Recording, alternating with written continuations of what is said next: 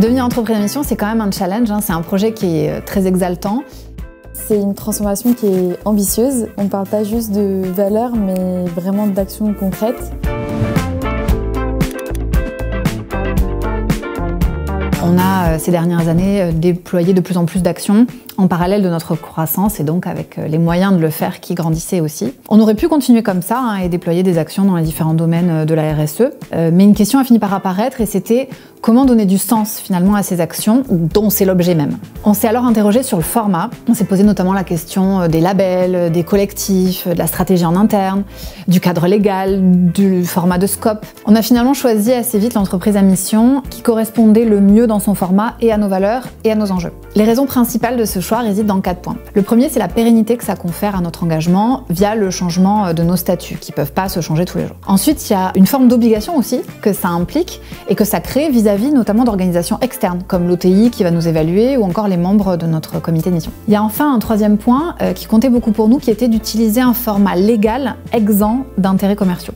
Le quatrième point, c'est la capacité que ça nous a donné en devenant entreprise à mission d'intégrer de la co-construction et dans la genèse et dans le suivi du projet de société à mission.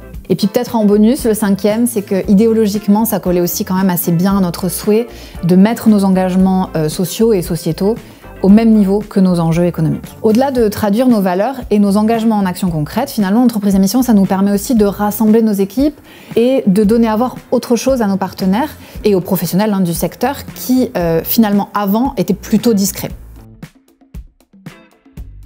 Alors, la notion d'entreprise à mission, elle a vu le jour avec la loi Pacte en 2019.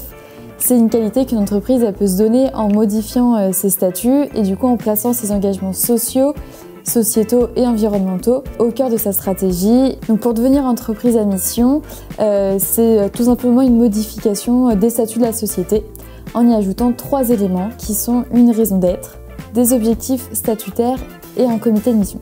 Une raison d'être, qu'est-ce que c'est? C'est une phrase qui définit un engagement qui va guider la société dans son orientation stratégique. Les objectifs statutaires, ça va être des objectifs sociaux, sociétaux et ou environnementaux que l'entreprise se fixe en réponse à sa raison d'être. Et enfin, le comité de mission, ça va être un organe externe à l'entreprise qui a pour but d'assurer le suivi de la mission.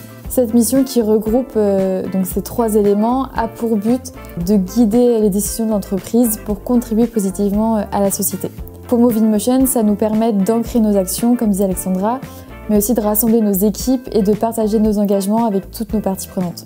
Devenir entreprise à mission, c'est quand même un challenge, c'est un projet qui est très exaltant, mais qui n'est pas exempt de difficultés, et notamment le fait que malgré une population chez nous interne très engagée au quotidien, depuis de nombreuses années, en fait formaliser, ça peut sembler lourd, ça peut sembler peu authentique aussi, et ça peut sembler assez peu naturel. Je pense que ce projet est important pour Move in Motion, pour pouvoir acter les valeurs qui sont importantes pour l'entreprise. Maintenant, Move in Motion a plus de 10 ans sur le secteur. C'est bien que justement maintenant on porte autre chose qu'une expertise paye et qu'on soit un peu un phare dans l'horizon de la culture. Ça nous a permis de verbaliser du coup des enjeux qu'on avait déjà. Ça fait des années qu'on en parle. Et pouvoir en fait les faire perdurer dans l'avenir pour être sûr qu'on ne va pas s'en éloigner trop. Et le fait que la direction se pose et réfléchisse à autre chose que la croissance, la recherche du profit, ça montre à quel point on veut avoir un impact sur le secteur et je pense que c'est ça qui va nous distinguer à ce niveau-là.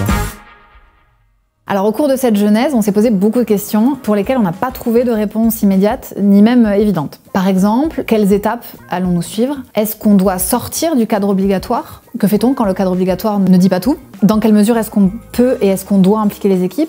Comment les engager? Est-ce qu'on doit impliquer des externes? Comment nous assurer que ça ne va pas être qu'un effet d'annonce? Et puis on a eu des questions autour de comment constituer et faire vivre le comité de mission. Est-ce que c'est suffisant d'en avoir un pour assurer la réussite des projets au long cours? Voilà, alors pour avoir les réponses à toutes ces questions et notre retour d'expérience, on vous donne rendez-vous dans la prochaine vidéo.